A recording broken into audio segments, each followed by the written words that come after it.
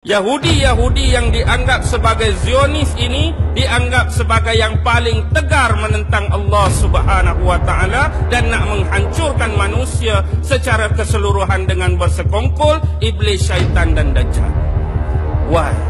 Kalau kita tengok pada awal-awal sejarah Bani Israel ni, kita sudah rasa pelik yang amat.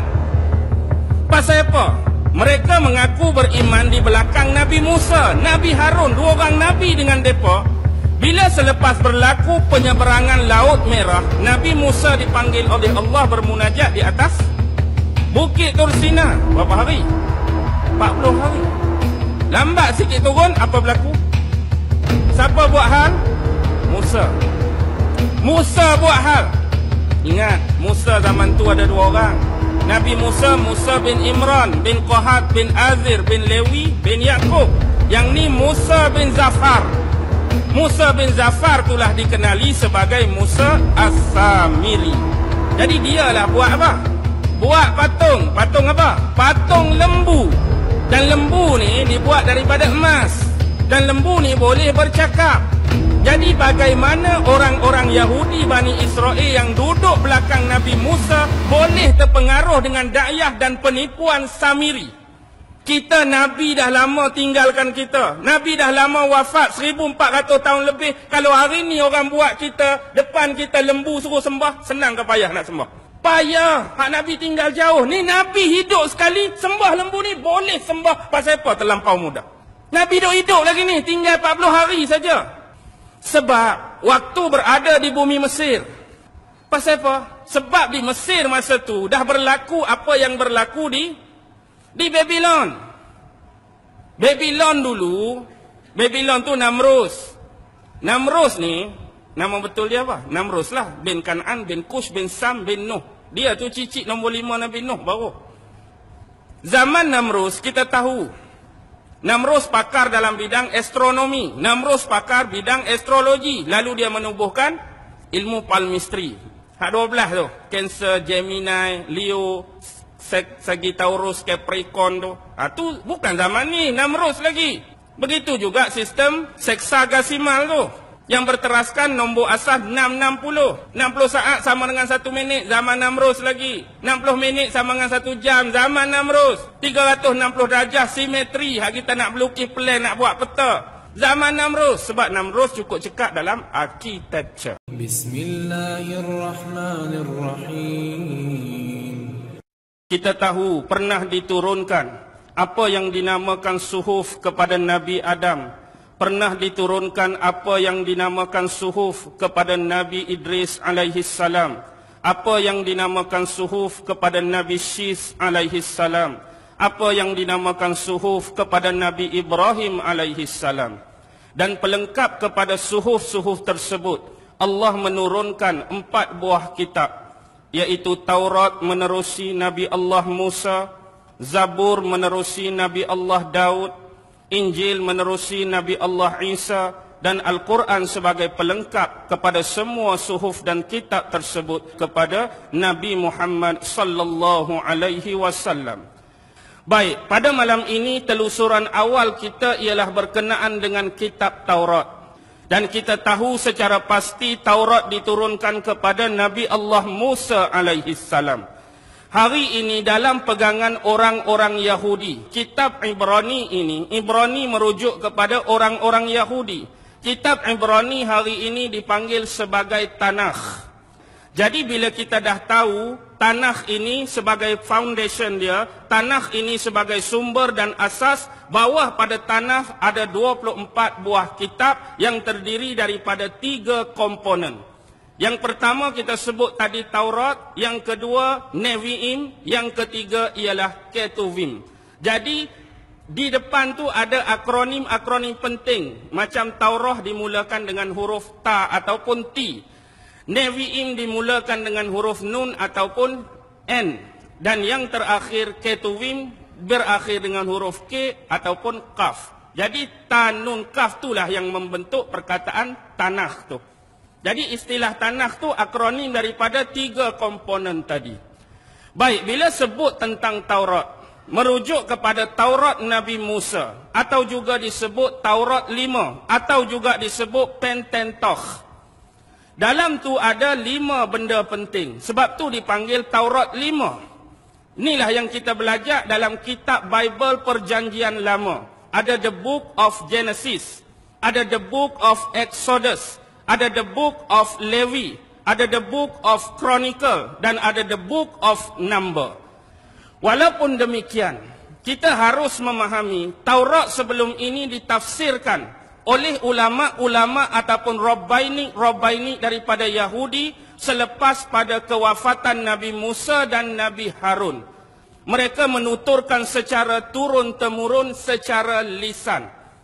Jadi lisan itu kita nak dapat di mana? Tak akan dapat kecuali telah disadurkan kepada ulama-ulama yang menjadi murid mereka. Jadi sebab itulah Taurat yang 5 dipanggil undang-undang bertulis ataupun Taurat yang bertulis. Yang mana Taurat lisannya? Yang Taurat lisan, yang inilah yang kita panggil sebagai Talmud. Kalau Yahudi sebut Taurat Shebiktaf, dia merujuk kepada Taurat 5, Taurat Musa. Kalau dia kata Taurat Shebi'al-Pal, Taurat Shebi'al-Pal, ni merujuk kepada kitab Talmud. Talmud sebenarnya ialah pentafsiran kepada kitab Taurat. Tetapi kita harus memahami latar belakang sejarah. Bagaimana Talmud ini berpunca. Talmud ini terhasil sewaktu adanya Talmud di Palestin. Ataupun Talmud Baitul Maqdis. Tetapi bila berlaku serangan besar-besaran kerajaan Babylon dulu kepada kerajaan Judah. Kita tahu kerajaan Judah dulu terbahagi kepada 2, walaupun semuanya adalah 12 keturunan anak Nabi Yaqub alaihi salam. Ada dahulu kerajaan Israel, ada dahulu kerajaan Yahudi. Yang mana kerajaan Israel didominasi oleh 10 keluarga dan Yahudi didominasi oleh 2 keluarga. Jadi lama akhirnya kerajaan ini tumpas di tangan kerajaan Babylon yang masa itu dikuasai dan dirajai oleh seorang raja yang bernama Bukhtansar. Bukhtansar bahasa Arab, mungkin ramai yang tak pernah dengar, mungkin ramai yang tak kenal. Tapi bila kita buka buku sejarah, dia dinamakan sebagai Nebukadnezar. Akibat serangan inilah kerajaan Judah ataupun kerajaan Yahudi Israel Raya ni dihancur sehancurnya, dimusnah semusnahnya, dilumat selumatnya. Inilah nasib yang pernah diterima oleh bangsa Yahudi dahulu akibat penyelewengan dan pengkhianatan yang telah mereka lakukan terhadap kitab-kitab Allah, yang telah mereka melakukan terhadap para pemimpin daripada kalangan utusan nabi-nabi dan rasul yang terdahulu. Dan akibat dibawa sebahagian besar 80 orang Rabbaini yang paling alim di kalangan bangsa Yahudi itu ke mana? Ke Babylon. Lalu atas arahan dan saranan daripada Raja Bukhtansar ini, maka muncullah Talmud yang kedua dipanggil Talmud Babylon. Jadi sekarang ni ada 2 bentuk Talmud yang mentafsirkan kepada kitab Taurat. Satu Talmud Palestin ataupun Talmud Baitul Maqdis. Yang kedua ialah Talmud Babylon. Tetapi Talmud Babylon berlainan. Kerana dia ditafsirkan mengikut cita rasa, otak, akal dan minda manusia. Dia sudah banyak jauh daripada pentafsiran sebenar sebagaimana yang didominasi oleh Talmud Palestin ataupun Baitul Maqdis. Okey, itu tentang Taurat. Kita kembali ke tentang Nevi'im. Nevi'im pula terbahagi kepada 2. Ada Nevi'im Roshinim, ada Nevi'im Aharonim. Nevi'im Roshinim merujuk kepada nabi-nabi awal sampai kepada pemerintahan raja-raja. Ada 4 kitab di bawah Nevi'im Roshinim. Yang pertama ialah kitab Yoshua. Ataupun dalam Al-Quran kita sebut Yusha, yang pimpin, yang teman Nabi Musa alaihi salam bawa ikan dalam kerajaan, bawa ikan dalam bakul, nak pergi cari, nak menuntut ilmu dengan Nabi Khidir. Sebab pemimpin pertama yang bawa masuk Bani Israel ke dalam bumi Kanaan atau Palestin, inilah dia. Selepas mereka menyeberang Laut Merah, macam-macam mehnah, macam-macam ujian, macam-macam tribulasi, Masa tu dua orang adik-beradik ni masih hidup, Nabi Musa dan Nabi Harun. Sampai satu tahap mereka dah sampai pada sempadan nak masuk Kanaan. Mereka sampai dah nak masuk Palestin. Tetapi mereka tak berani. Mereka takut nak berperang dengan orang-orang Kanaan. Ini kita boleh ikuti dalam surah Baqarah. Izhab anta wa rabbuka faqatila inna hahuna qa'idun. Pergilah kamu wahai Musa, ajak Tuhan kamu sekali, berilah berperang. Kami tunggu di sini saja. Lancang tak lancang? Lancang. Akibat kalam dan perkataan inilah Allah tarik balik bumi Palestin menjadi hak milik mereka secara mutlak. Tapi mereka lupakan sejarah ini, nak juga masuk. Akhirnya berlaku pada zaman siapa? Zaman Yusha selepas kematian Nabi Allah Musa. Yusha masuk. Waktu tu Yusha berperang habis-habisan menentang orang-orang Kanaan. Dia bawa Bani Israel. Akibatnya apa terjadi? Mereka berperang tu dah hampir menang. Peratusan tu kemenangan berada di pihak mereka. Tapi petang tu petang Jumaat. Malam tu pula nak masuk malam Sabtu dah. Petang Jumaat berperang tu nak masuk malam Sabtu. Confirm menang, nak menang, nak menang, nak menang. Bimbang satu benda. Sebab di sisi orang-orang Yahudi, Sabtu adalah hari Sabat. Hari yang perlu dimuliakan dan tak boleh sama sekali menumpahkan darah. Jadi atas dasar inilah doa daripada Nabi Allah Yusha. Kita tengok keajaiban yang Allah tunjuk. Matahari terhenti pada tempat dia, masa tak berjalan. Inilah sejarah dia, matahari tu berhenti. Jadi macam stop masa, perang-perang sampai menang. Jadi sebab dialah manusia pertama, raja pertama, nabi pertama yang bawa masuk orang Yahudi ke bumi Kanaan ataupun Israel, maka cerita yang pertama dalam Nevi'im Roshinim itu dimulakan dengan kitab Joshua. Lepas tu barulah kitab para hakim. Lepas Joshua meninggal, ada 3 lagi pemimpin. Lepas tu naik para hakim, 12 hakim. 12 hakim ni diambil daripada 12 keturunan Nabi Allah Yaqub lah. Kan anak Nabi Allah Yaqub ada 12 orang. Setiap daripada kabilah tu kena sediakan seorang hakim. Hani hakim seorang, hani hakim seorang. Jadi bila ada 12 keturunan, hakim tu ada 12 orang. Ni zaman pemerintahan para hakim. Bila hakim-hakim ni banyak dah melakukan penganiayaan dan kezaliman, maka Bani Israel ni mengadu kepada siapa? Mengadu kepada seorang Nabi yang hidup selepas pemerintahan para hakim, iaitu Nabi Samuel. Nah, dengar tak Nabi Samuel? Dia ada kitab nombor 3 tu, kitab Samuel. Jadi Nabi Samuel ni ada peranan penting untuk cari raja yang keseterusnya. Sebab di tangan dia ada tongkat Nabi Musa, warisan daripada keluarga. Tongkat Nabi Musa tu duduk dengan dia, duduk dengan Nabi Samuel. Satu lagi ialah terampet orang Yahudi. Dia ada simpan tongkat Nabi Musa, satu lagi tanduk yang lekat-lekat tu, dalam tu diisikan minyak. Nak dikisahkan ialah, masa tu ada seorang pemuda yang tengah cari kambing dia yang hilang. Lalu dia lalu kawasan depan rumah Nabi Samuel. Jadi dia tanya Nabi Samuel, ada nampak tak gembalaan aku, ada nampak tak ternakan aku? Tiba-tiba waktu lelaki tu ada di hadapan rumah Nabi Samuel, dia tengok minyak yang di dalam tanduk tu mula menggelegak dengan sendirinya. Sebab pesanan daripada nenek moyang sebelum ni nak cari pemimpin yang seterusnya, kalau lelaki tu masuk dalam rumah atau mendekati kawasan ni, minyak dalam tanduk tu akan menggelegak. Dan satu lagi, kena ukur tongkat Nabi Musa dengan ketinggian lelaki tadi, dia akan sama. Dia pergi ambil tongkat, ukur dengan orang ni, sama padan. Inilah orang yang dimaksudkan. Siapa lelaki tu? Ingat dalam Quran, hujung-hujung surah Baqarah, ada peperangan berlangsung antara 2 nama, Tolut dan Jalut. Lelaki tadi, pemuda tadi, figure tadi, personality tadi, Tolut. Jadi Tolut diangkat jadi pemimpin, jadi raja Bani Israel. Masa tu nak lawan Jalut dengan tentera-tentera Goliath dia. Nabi Daud lah jadi komander perang Tolut. Dan dialah yang berjaya bunuh Jalut. Jadi itu kitab yang ketiga. Yang keempat ialah kitab raja-raja. Raja-raja tu termasuklah Daud, lepas Daud Sulaiman, lepas tu anak dia Rohba'am, Yarba'am, sampai raja-raja terakhir, kerajaan Judah dan kerajaan Israel Raya. Tu Nevi'im Roshinim. Kalau kita tengok Nevi'im yang kedua, Aharonim, dia lebih kepada kisah yang pertama ialah Nabi-Nabi juga.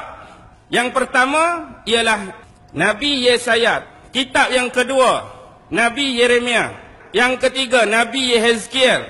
Yang keempat, dia panggil Tre Asar.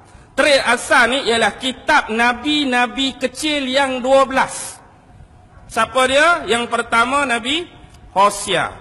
Yang kedua, Nabi Yul. Yang ketiga, Nabi Amos. Yang keempat, Nabi Obadiyah. Yang kelima, Nabi Nahum. Yang keenam, Nabi Mikha. Yang ketujuh, Nabi Yunus. Yunus kita ada dalam Quran, tapi dalam Taurat disenaraikan sebagai Nabi yang kecil, Yunus.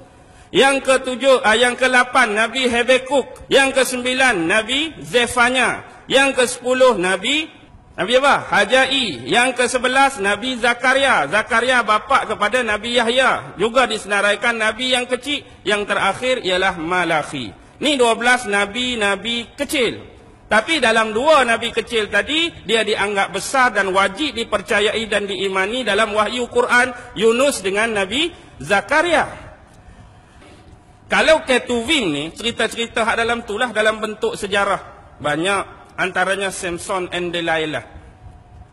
Nabi Samson kan? Nabi Samson dah dengar tak? Hak kuat, hak gagah tu. Kalau potong rambut dia tu baru dia jadi lemah. Samson and Delilah. Baik. Teras kepada kitab mereka ini ialah Taurat, ialah Nevi'im, ialah Ketuvim. Tapi pasal apa mereka boleh menyimpang jauh? Mereka boleh mengambil jalan yang salah dan sampai hari ini Yahudi-Yahudi yang dianggap sebagai Zionis ini dianggap sebagai yang paling tegar menentang Allah Subhanahu wa taala dan nak menghancurkan manusia secara keseluruhan dengan bersekongkol iblis, syaitan dan dajjal. Why? Kalau kita tengok pada awal-awal sejarah Bani Israel ni, kita sudah rasa pelik yang amat. Pasal apa? Mereka mengaku beriman di belakang Nabi Musa, Nabi Harun, 2 orang Nabi dengan mereka. Bila selepas berlaku penyeberangan Laut Merah, Nabi Musa dipanggil oleh Allah bermunajat di atas Bukit Tursina. Berapa hari? 40 hari. Lambat sikit turun, apa berlaku? Siapa buat hal? Musa. Musa buat hal. Ingat, Musa zaman tu ada 2 orang. Nabi Musa, Musa bin Imran, bin Qahat, bin Azir, bin Lewi, bin Yaqub. Yang ni Musa bin Zafar. Musa bin Zafar itulah dikenali sebagai Musa As-Samiri. Jadi dialah buat apa? Buat patung. Patung apa? Patung lembu. Dan lembu ni dibuat daripada emas. Dan lembu ni boleh bercakap. Jadi bagaimana orang-orang Yahudi Bani Israel yang duduk belakang Nabi Musa boleh terpengaruh dengan dakwah dan penipuan Samiri? Kita Nabi dah lama tinggalkan kita. Nabi dah lama wafat 1400 tahun lebih. Kalau hari ni orang buat kita, depan kita lembu suruh sembah, senang ke payah nak sembah? Payah. Hak Nabi tinggal jauh. Ni Nabi hidup sekali, sembah lembu ni boleh sembah. Pasal apa? Terlampau mudah. Nabi hidup lagi ni, tinggal 40 hari saja. Sebab waktu berada di bumi Mesir. Pasal apa? Sebab di Mesir masa tu dah berlaku apa yang berlaku di Babylon. Babylon dulu, Babylon tu Namrus. Namrus ni, nama betul dia apa? Namrus lah. Bin Kan'an, bin Kush, bin Sam, bin Nuh. Dia tu cicit nombor 5 Nabi Nuh baru. Zaman Namrus kita tahu. Namrus pakar dalam bidang astronomi. Namrus pakar bidang astrologi. Lalu dia menubuhkan ilmu palmistry. Hak 12 tu. Cancer, Gemini, Leo, Sagittarius, Capricorn tu. Tu bukan zaman ni. Namrus lagi. Begitu juga sistem seksagasimal tu. Yang berteraskan nombor asal 660. 60 saat sama dengan 1 minit. Zaman Namrus lagi. 60 minit sama dengan 1 jam. Zaman Namrus. 360 darjah simetri. Hak kita nak melukis plan, nak buat peta. Zaman Namrus. Sebab Namrus cukup cekap dalam architecture. Architecture ni lah di kemudian hari dikenali sebagai para stone mason. Stone mason bergabung dengan architecture lalu membentuklah apa yang dikatakan sebagai Freemason yang dirasmikan dan disahkan pada awal abad ke-18. Tapi zaman Namrus, dia suruh Rakyat-rakyat dia sembah apa? Sembah matahari, sembah dewa-dewa. Banyak dewa zaman Namrus. Dialah pencipta awal kuil Mardut. Dialah zaman Babylon juga buat taman tergantung. Kota Nineveh di Assyria Empire tu zaman Namrus juga dibina. Itulah kehebatan Namrus. Tapi yang jadi masalah di kemudian hari, bila kesombongan berlaku, congkak berlaku, takabur berlaku, dia mengaku jadi Tuhan. Dan paling level pun, dia manusia yang menjadi pengantara jambatan dan perhubungan antara manusia dengan Tuhan. Dan watak ini dibawa sampailah kes Nabi Isa. Sebab watak yang akan keluar tu watak seorang manusia yang boleh jadi penghubung antara manusia dengan Tuhan, dan key dia ialah syurga. Tanpa orang ni tak dapat syurga. Zaman Namrus dia dah mula. Tanpa aku kamu tak akan dapat syurga. Jadi akulah Tuhan, dalam masa yang sama akulah yang menghubungkan antara kamu dengan Tuhan. Jadi hiduplah Namrus zaman dia. Isteri dia siapa? Isteri Namrus siapa? Semiramis. Isteri dia tu mak dia. Namrus kahwin dengan mak sendiri, Namrus kahwin dengan ibu sendiri. Dialah anak, dialah suami kepada Semiramis. Tapi lepas Namrus meninggal, Semiramis tengok apa? Di taman dia, di kebun dia tu ada satu dahan pokok zaitun yang dah reput, yang dah mati. Tiba-tiba keluar satu tunas kecil, tunas baru. Pohon tu dah mati, dahan tu dah mati, ranting tu dah mati, tapi tiba-tiba keluar tunas. Lalu dia dapat idea, dia mengandung. Dia mengandung, tapi tak ada bapa, tak ada suami. Seolah-olah mengandung sendiri, mengandung magic. Lalu keluarlah seorang anak. Anak tu, Ninus pun orang panggil, Tammuz pun orang panggil. Tammuzi satu lagi. Ninus pun dia, Tammuz pun dia, Tammuzi pun dia. Jadi, bagi Semiramis, dia menganggap Tammuzi itu adalah reincarnation, pengembalian semula Namrus ke dunia. Hakikatnya anak ni nama Tammuz, tapi roh duduk dalam tu roh Namrus. Sebab itulah sebelum anak ni lahir, pokok zaitun hak tumbuh tadi itu dijadikan sebagai clue dan perlambangan. Kemudian dia letak satu pohon yang dipanggil pohon evergreen. Kemudian setiap kali 25 Disember bangun pagi esok penuh dengan hadiah di pohon evergreen ni. Roh Namrus mari sangkut hadiah pada pohon evergreen.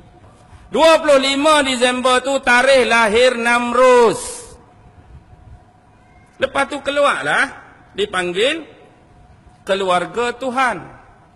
Namrus, Semiramis dan Tammuz tadi. Trinity bermula di sini lagi. Ada Tuhan Bapa, ada perempuan, ada anak. Dan hari ini Semiramis ada di mana-mana. Nak tengok Semiramis? New York, Statue of Liberty. Tahu dah obor tu? Obor. Hujung obor tu ada apa? Ada api. Api itulah menggambarkan roh Namrus yang masih tetap hidup sampai hari ini. Sebab dulu dia memerintah Babylon lama, dan hari ini Babylon baru adalah Amerika. Sebab tu sistem seksagesimal, sistem nombor 660 tu ditukar kepada sistem 1. Tengok pada kod duit $1, MDCCLXXVI tu. Faham ke tak tu? Itulah perlambangan pertukaran. Seksagesimal ke centesimal itulah. Tahun tu, kod tu keluar nombor 1776. 1776 ialah tahun Amerika merdeka. Illuminati pun 1 hari bulan Mei 1776. Nasib baik Illuminati tubuh 1 bulan Mei. Kita dapat juga cuti tak? Tahu dah untuk siapa anda bekerja sekarang. 1 Mei juga terkait dengan ritual Beltan. Pernah dengar ritual Beltan ni? May Day. Pernah dengar? May Day. Hari Mei, bukan kumpulan Mei. May Day, ritual Beltan. Dia ritual Beltan ni dia ambil dari Tammuz. Tammuz tu juga. Tammuz, tam tu sempurna. Mus tu membakar, pembakaran yang sempurna. Tammuz dalam upacara ritual Beltan ni dipanggil sebagai Moloch, M-O-L-O-C-H. Mereka ni nak buat apa? Ada ritual May Day ni, ritual Beltan May Day ni, orang-orang druid di Inggeris dulu. Dia ambil anak-anak yang kecil, dia anyam patung yang besar. Patung ni patung anyaman. Dia letak anak-anak 2-3 orang, dia bakar patung tadi. Ni upacara untuk dipersembahkan kepada siapa? Kepada iblis dan setan. Pembakaran hidup-hidup. Dan hari ini ritual ni masih berlaku. Bukan rakyat biasa. Bahkan orang-orang tahap besar, nak bertanding jawatan dalam Presiden Amerika pun terlibat dalam upacara ritual satanik di Bohemian Grove. Pernah dengar tak Bohemian Grove? Lambang buruh hantu. Buruh hantu hadut saya ingat. Macam lambang kelab bola sepak Sheffield Wednesday tu. Jadi inilah asas-asas untuk kita kaitkan. Untuk kita kait bermula di sini. Kemudian ritual-ritual ini dibawa ke mana? Lepas kerajaan Babylon jatuh, golongan-golongan bangsawan dan elit istana daripada Babylon pergi ke Mesir. Dia bawa dah ritual-ritual mereka ni. Hak sembah setan, sembah iblis ni masuk dalam istana bergabung dengan golongan elit Fir'aun. Kita tahu zaman Fir'aun zaman apa? Zaman ahli sihir. Zaman sihir kuat. Oh, eloklah zaman sembah setan gabung dengan geng ahli sihir. Maka di sinilah dikatakan permulaan pembukuan satu ilmu yang dipanggil ritual Kabbalah. Kabbalah ni lah yang sedang masuk sinonim dengan naiknya agama Yahudi. Tu jadi tak pelik langsung kalau kita tengok sejarah tadi bagaimana mereka boleh sembah ni mudah. Sebenarnya mereka dah lama ni, imam-imam Bani Israel, pemimpin Bani Israel dah terikut-ikut dengan ritual okultisme Kabbalah. Gabungan ilmu sihir dan penyembahan secara gelap iblis dan setan. Yang dibawa daripada Babylon masuk dalam bangsawan elit dalam istana Fir'aun. Dan kita tengok zaman Fir'aun bermula lagi Trinity, iaitu Tuhan Ra, the one-eyed sun god. Kemudian timbullah Trinity dia, iaitu Isis, Osiris dan Horus. Tuhan bapa, Tuhan ibu, Tuhan anak. Horus tu gambar kepala burung helang. Dan kepala ni selalu ada dalam logo World Cup Piala Dunia. Perhati betul-betul. Piala Dunia hak 94 ke atas, perhatilah. Tak akan ketinggalan kepala dongga ni. Lepas tu penyembahan Tuhan dewa-dewa banyak di Mesir. Bukan setakat Ra, bukan setakat Isis, Osiris, Horus. Kita ada dewa Thor, kita ada dewa Emtah, kita ada dewa Anubis, kita ada dewa Hathor. Hathor itulah dewa lembu sebenarnya. Bukan kata Samiri tu baru buat. Hathor dewa lembu dah lama disembah di bumi Mesir. Orang-orang ni pernah minta dengan Nabi Musa supaya dibuat satu patung untuk sembah dia. Ada dah perkataan lagu ni pada Nabi Musa. Suruh buat patung, suruh sembah, nak nampak juga Tuhan. Sebab itulah ritual Kabbalah, nombor satu kitab mereka ialah Zohar, yang menceritakan tentang sifat-sifat dan bentuk zat Tuhan. Kabbalah dah mula awal lagi tentang sifat dan bentuk Tuhan dalam kitab mereka, buku mereka yang nama Zohar. Dalam Kabbalah juga kalau bab syariat, bab agama, mereka ada satu kitab lain yang dinama Sidur. Kalau bab hal-hal perayaan dan keagamaan dipanggil kitab Makhzur. Kabbalah inilah yang paling bahaya. Inilah meresap masuk sama naik dengan agama Yahudi. Sebenarnya geng-geng ni walaupun tak lagi dinamakan Freemason, zaman tu yang suruh bakar Nabi Ibrahim siapa? Namrud sendiri ke geng-geng gelap ni? Geng-geng gelap ni lah yang duk cucuk Namrud suruh bakar Nabi Ibrahim. Geng-geng ni jugalah yang cucuk Raja Herodes dulu supaya bunuh Nabi Isa. Sebab ajaran dan inti Kabbalah raja akhir zaman yang mereka tunggu ialah siapa? Dajjal. Bila Dajjal, manusia yang akan menghalang Dajjal perlu dibunuh, perlu dicantas lebih awal. Siapa akan halang Dajjal? Siapa akan bunuh Dajjal? Nabi Isa nak bunuh Dajjal, kena bunuh awal-awal lagi dia. Mereka dah ada perancangan yang paling tersusun, paling strategik. Mereka bunuh awal-awal Nabi Isa, konon-kononnya lah. Sebab Nabi Isa inilah the true Messiah pada sangkaan mereka, dan orang-orang Yahudi yang menganut Kabbalah Freemason hari ini, di sisi mereka Nabi Isa dah tamat riwayat dia. Cuma yang percaya Nabi Isa akan turun, Islam dengan Kristian. Walaupun kita masih berselisih. Bagi kita orang Islam, Nabi Isa diangkat oleh Allah dan akan turun pada waktu yang ditakdirkan Allah. Orang Kristian pun Nabi Isa diangkat, tapi sebelum diangkat kena salib dulu, mati dulu. Kena salib, duduk 3 hari, kemudian tanam, pergi buka kubur dia, tak ada dah dia. Dia keluar dah, kemudian dia baru naik. Naik sama naik dah. Kita naik tanpa kematian. Ini naik kena salib dulu, mati 3 hari baru naik. Ingat tak kisah Tamus? Tamus juga mati disalib. makan di dalam gua, tutup dengan batu, tiba-tiba batu tergolek gede, terbuka pintu gua. Kebetulan hari itu hari ketiga, tengok-tengok mayat dah tak ada. Jadi cerita ni cerita kebetulan ke cerita lama diulang balik? Cerita lama diulang balik. Dia mati malam Jumaat, Sabtu, Ahad. Ahad naik, sengaja cari hari Ahad naik untuk jadikan hari Ahad sebagai hari keutamaan. Sunday. Sebenarnya hari matahari. Siapa matahari? Matahari ni orang yang cerah, orang yang terang. Nama lain dia The Lucifer. Siapa Lucifer? Lucifer tu setan. Pernah tengok filem Lucy? Lucy nama macam orang perempuan. Lucy pun kita boleh baca dah. Last kali Lucy ada di mana-mana. Itulah pencerahan dia melalui lambang matahari. Sebab itulah di gereja-gereja, bila gambar Nabi Isa pun, belakang tu seolah-olah ada macam benda cerah. Di belakang Maryam pun ada benda cerah. Di belakang Imam 12 pun ada juga. Jadi sembah siapa sebenarnya?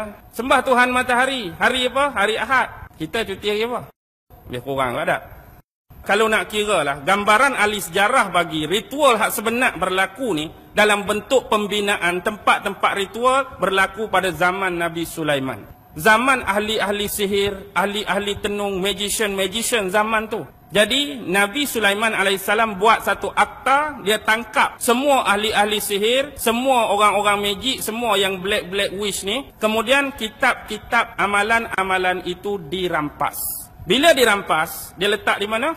Di bawah kuil Sulaiman. Inilah dipanggil Haikal Sulaiman oleh orang-orang Yahudi. Sekarang hari ni bila kita tengok di mana betul-betul letak Haikal Sulaiman. Haikal Sulaiman lah ni, tempat dia hak betul-betul dekat dengan Kubah Sakhrah tu. Dikatakan di situlah adanya kuil Sulaiman dulu. Wallahu alam lah hak sebenar. Itulah dakwaan mereka. Sebab hari ni tiap-tiap hari mereka duk korek, duk gali, duk buat terowong bawah Masjidil Aqsa tu. Tapi sebenarnya tujuan dia nak meruntuhkan tapak yang lama ni, nak bangunkan Haikal Sulaiman buat kali yang kedua. Untuk menunggu raja akhir zaman mereka memerintah dunia daripada bumi Israel, iaitu Dajjal. Sekarang bibit-bibit bunga api itu sudah ada. Sudah ada dah. Mereka mula nak mengalihkan pusat pemerintahan mereka ke arah bumi Israel. Nampak tak? Asas-asas dia nak bina, buka dalam Bible, King and the Chronicles. King and the Chronicles tu ada watak cerita Nabi Sulaiman. Ada watak Raja Hiram, Raja Tyre yang supply barang-barang untuk buat Haikal Sulaiman dulu, terutama kayu-kayan. Lepas tu Adoniram. Adoniram ni juga watak penting yang berhubung kait dengan Haikal Sulaiman dan pengasas Freemason. Bukan pengasas abad ke-18, asas-asas ritual hak duk buat zaman kuil Sulaiman tu ada keterlibatan dengan nama Adoniram ni. Baik, kembali kalau kita tengok, permulaannya nak jadi asas ni ialah bermula pada Knight Templar. Tahu Knight Templar? Bermula perang salib tu, siapa pengasas perang salib? King dia, raja dia, pengasas dia ialah seorang padri yang dipanggil Paus Urban atau Paus Urbanus II. Dialah mencadangkan perang salib ni. Jadi perang salib ni sebenar tak ada dah cintakan kedamaian, tapi dia lebih kepada materialisme. Sebab zaman tu ialah zaman Eropah, zaman Dark Age. Apa Dark Age? Zaman kegelapan. Tapi dia duk tengok kekayaan, kemewahan, kemakmuran belah mana? Belah timur kan? Di belah timur. Jadi mereka datang nak jajah, nak rebut balik hasil mahsul tadi, dan yang penting nak dapatkan bumi Palestin yang di dalamnya ada Jerusalem, iaitu Haikal Sulaiman. Jadi dia mengetuai satu konsili ataupun panggil persidangan Claremont. Jadi bermulalah tahun tu tahun 1095. Jadi sepanjang perjalanan ni nak sampai 1095 sampai 1099 baru sampai Jerusalem. 4 tahun tengah jalan ni mereka banyak bantai orang-orang Islam. Mereka bunuh juga sebahagian besar orang-orang Yahudi. Bila ini berlaku 1099 baru sampai Jerusalem. Kepung pula 5 minggu. Akhirnya minggu yang kelima mereka berjaya pecah masuk. Dan inilah berlaku peristiwa paling sedih, paling menyayat hati dalam sejarah. 2 hari saja mereka jarah, 2 hari saja mereka rata, hampir 40,000 Muslim mati terkorban. Juga sekali dengan manusia-manusia bangsa Turki dan Saraken. Mereka rampah Jerusalem dan mereka melakukan kezaliman dan penganiayaan ini. Sampailah 20 tahun kemudian, pada tahun 1118, 2 ksatria daripada Perancis, Hugh de Payens dengan Godfrey de Saint-Omer, menubuhkan Knight Templar secara betul-betul dianggotai oleh 9 yang lain. Mereka ni asalnya Knight Templar ni ialah tentera-tentera miskin yang percayakan Jesus Christ dan kuil Sulaiman. Tapi akhirnya sebab material tadi mereka jadi kaya. Mereka buat apa? Mereka kau untung melalui peziarah-peziarah Kristian yang datang daripada Eropah yang nak melawat bumi Palestin, terutama nak pergi dekat kuil ataupun haikal Sulaiman tadi. Jadi bila tanah ni mereka dah jarah, orang-orang Eropah boleh datang sesuka hati. Jadi penziarah-penziarah Kristian terutama yang datang nak ziarah tempat ni, mereka buat satu sistem yang dipanggil credit and check. Hampir-hampir nak menyamai sistem perbankan sekarang. Dia start di sini dah. Kemudian mereka menjalankan urus niaga yang dikatakan pada awal abad-abad tu dikatakan kapitalis dah bermula dengan perniagaan berbasiskan bunga ataupun riba. Mereka jadi kaya serta-merta. Sebab yang dulu mereka bawa topeng iman Kristian, bawa simbol-simbol Kristian berupa-rupa salib dan krusid. Tetapi dalam hati mereka nak dapatkan keduniaan, kemewahan. Jadi akhirnya secara ringkas 1187 seorang pahlawan Islam datang ke sini bertempur dalam perang Hittin. Siapa? Salahuddin Al-Ayyubi. 1187 perang, menang kita. Bila menang kita, mereka balik semula. Mereka balik, mereka pergi kawasan Eropah. Hak ni pula jadi pening. Raja-raja Eropah nak menangani politik mereka. Mereka pula dah serang-serang gereja. Mereka dah serang pedri-pedri. Mereka dah serang kependetaan. Sebab mereka duduk di Jerusalem, mereka jumpa satu benda. Hak bawah kuil Sulaiman, hak zaman Nabi Sulaiman tu, buku-buku sihir. Hak ni lah digambarkan harta dalam filem National Treasure, lakonan Nicolas Cage tu kan. Mereka dah bawa balik kitab-kitab sihir ni. Hak teras dia aliran Kabalah tadilah. Bentuk-bentuk ritual, okult dan penyembahan bagaimana nak berhubung dengan iblis, syaitan dan dajjal. Jadi akhirnya kerenah-kerenah mereka ni dapat dihidu oleh raja-raja di Eropah. Akhirnya atas campur tangan orang-orang terpenting 1307 Raja Perancis Philip de Bell mengumumkan penangkapan anggota-anggota Knight Templar ni. Gabung pula dengan Post Clement. Padri masuk serta, gereja masuk serta menyokong Raja Perancis tadi, maka ditangkaplah. Lebih kurang selang 7 tahun kemudian 1314 Grand Master dia iaitu Jacques de Molay. Jacques de Molay ni dihukum. Lalu dia mati. Kemudian geng-geng hak lain ditangkap tu dibicarakan. Tapi walaupun demikian hakikatnya ada mereka yang berjaya lolos dan lari. Mereka cari satu-satunya negara di bumi Eropah yang tidak percaya kepada gereja Katolik pada abad tu. Siapa? Negara mana? Scotland. Mereka pergi ke Scotland, minta perlindungan. Siapa Raja Scotland masa tu? Robert de Bruce. Robert de Bruce lah lindungi mereka. Akhirnya mereka bergabung dengan siapa? Di sinilah start. Mereka nak bergabung dengan geng-geng hak datang daripada banjaran Kaukasian, banjaran Eurasia, hak keluar daripada tembok-tembok Zulkarnain. Hak keluar daripada tembok-tembok Zulkarnain dah keluar, mereka naik ke arah utara. Kemudian mereka jadi orang-orang Viking. Lalu lama-kelamaan mereka tukar sejarah di sini. Asal mereka bangsa lain, asal mereka Normandi dengan Celtic. Tapi kemudian mereka tukar sejarah, mereka katakan mereka sebagai berbangsa Anglo-Saxon. Mereka jadilah tukang-tukang batu, tukang-tukang pembina. Bergabung pula dengan geng hak lari tadi, lalu terbentuklah Lodge Freemason yang pertama di dunia, Scottish Rite. Inilah secara rasmi barulah dikatakan Freemason benar-benar wujud. Tapi benda hak bawa tu, hak zaman Namrus lagi, isi Kabalah dia. Sebab tu, siapa yang jadi ahli Freemason, kalau setakat naik pangkat, dia boleh ditabalkan di mana-mana lodge seluruh dunia. Tapi bila dia dah masuk 33 degree, 33 tahap degree, dia perlu ditabalkan di Scotland. Zaman Scottish Rite tu kita perlu faham. Tu zaman dia nak zaman penyatuan England tu. Zaman kalau kita tengok filem Braveheart, tahu tak filem Braveheart? Lepas tu lah lodge ni berkembang. Ada di Amerika, ada tu situ, ada sini. Bergabung pula dengan Illuminati. Illuminati ni tak 13 keluarga tu lah. Keluarga Astor, keluarga Bundy, keluarga Colin, keluarga Freeman. Gabung pula dengan Merovingian. Keluarga-keluarga diraja. Lah ni yang jadi teras paksi dan ketua kepada Merovingian dan 13 keluarga Illuminati siapa? Ratu Elizabeth. Lepas tu bergabung pula dengan hak lain. Ada CFR. Ada Trilateral Commission, ada Skull and Bone, macam-macam nama lagi lah. Ada apa nak letak, hak kecil-kecil tu, hak division dia. Tapi hak teras, ada pada Freemason, ada pada Illumination. Yang pasti kita nak suruh faham benda ni lama dah. Agenda ni nak dibawa oleh siapa? Oleh Namrus lagi. Dulu dia dah nak buat OWG, One World Government. Dan hari ini dia buat dalam bentuk baru NWO, New World Order. Sebab apa mereka nak ratah sangat Baghdad? Pasal apa nak serang sangat Iraq? Mungkin kata bab peluru berpandu, mungkin kata bab peluru tu, mungkin kata bab minyak, mungkin kata bab tu. Tapi ingat, ini bumi siapa? Ini bumi nenek moyang dia dulu. Tamadun Babylon ada di sini. Dan hari ini mereka menggunakan sistem-sistem nak menghancurkan. Setiap agama menghilangkan hubungan antara manusia dengan Tuhan dia. Sedar ke tak sedar? Faham ke tak faham? Perasan ke tak perasan? Hari-hari kita sedang dikikis sekarang. Bagaimana bentuk dia? 8F. Nombor 1, faith. Dari sudut akidah. Ringkas-ringkas. Lepas faith, dia akan dari sudut financing. Hak bank, hak riba, hak apa tu dari sudut keuangan. Yang ketiga, food, makanan. Dia akan masuk melalui makanan. Hak syubhah pun ada, hak tak halal pun ada, hak haram pun ada. Jadi kita duk makan, kita duk sumbak dalam perut kita. Kadang-kadang kita tak perasan tu tak halal, itu haram, hak ni syubhah, hak ni tak ketahuan. Yang keempat, biasa orang perempuan pakai lawa-lawa, pakai baju fashion. Fashion dia akan keluar macam-macam, kita pun pakailah juga macam-macam. Tak kira fashion apa. Antara lain ialah filem. Filem macam-macam, mereka serat, mereka punya benda-benda di bawah pengaruh minda bawah sedar.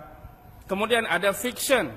Fiction ni dia nak bawa cerita alien lah, UFO. Dia nak start dah, maksudnya ada makhluk angkasa, ada alien tak boleh berhubung dengan manusia. Dan ada kabar alien ni nak serang dunia. Hakikatnya UFO tu siapa? UFO tu teknologi manusia, tu teknologi Jerman selepas Perang Dunia Kedua. Manusia tu manusia lah, campuran dengan makhluk-makhluk halus tu lah, jin ke iblis ke setan ke. Dia boleh buat. Setakat nak merupa tu iblis boleh buat. Merupa sat jadi muka lagu ni, perak-perak tangkap gambar. Hakikatnya lama dah jin iblis ni. Dia masuk dari sudut fiction. Lepas tu dia masuk dari sudut kadang-kadang freedom, kebebasan. Dia marilah kok celah perempuan pula. Kebebasan, nak hak wanita. Wanita mesti sama dengan lelaki. Hak kami mesti disamaratakan. Lepas tu keluar pula LGBT. Tahu LGBT? Apa dia? Alas sekali. Fandom. Budaya mengidolakan. Dulu mereka sembah berhala. Dia nak suruh orang Islam sembah berhala, sembah patung, tak boleh dah. Last sekali mereka cipta idola. Dalam bentuk ahli sukan ke, ahli muzik ke, orang-orang kenamaan, kita pun jadikan idola. Jadi masuk bilik anak kita, tengok di dinding, Lionel Messi, tengok di dinding Lady Gaga, tengok di dinding Britney Spears, tengok di dinding tak ada seorang rabuk pun hak Islam. Itu budaya fandom. Tak sembah tapi jadikan mereka tu idola. Penyanyi tu, ahli sukan ni, hak orang, hak kita, hak budak-budak duk minat lah ni. Inilah budaya fandom. Setakat malam ni saya nak bagi yang base, saya nak bagi yang asas, saya nak bagi yang dasar. Nak suruh nampak dulu bagaimana bentuk, tata cara, pergerakan, agenda dan susunan. Susunan ni sebenarnya dah ada dalam Book and Chronicle. Nama-nama tadi tu mereka dah menggerakkan cara susunan piramid mereka. Atas tu siapa, yang kedua siapa, yang ketiga ke siapa, yang bawah sekali golongan slave. Slave tu siapa? Tak mau mengaku pun kena terima hakikat. Hamba tu ialah kita lah. Hak duk terima kemewahan, hak duk terima untung, hak duk terima duit hari-hari, golongan atas tu. Golongan elit. Golongan tu lah duk perah kita, duk zalim kita. Kita nak suruh kenal Freemason tu bukan apa. Sebab kumpulan ni lah yang digelar kumpulan elit sekarang. Hadut tengah pegang dunia ni masih lagi keturunan yang sama. Keturunan siapa mereka ni? Rothschild, susu galur dia, nasab dia, salah silah dia. Sampai pada siapa? Namrus. Hak baki lagi? Fir'aun. Golongan yang sama, kumpulan yang sama yang masih memerintah dunia dulu sampai sekarang. Fir'aun dah mati. Tapi kefir'aunan tak pernah mati lagi. Namrus dah mati, kenamruzan pun tak pernah mati lagi. Kefir'aunan dan kenamruzan masih lagi memerintah dunia sampai hari ini.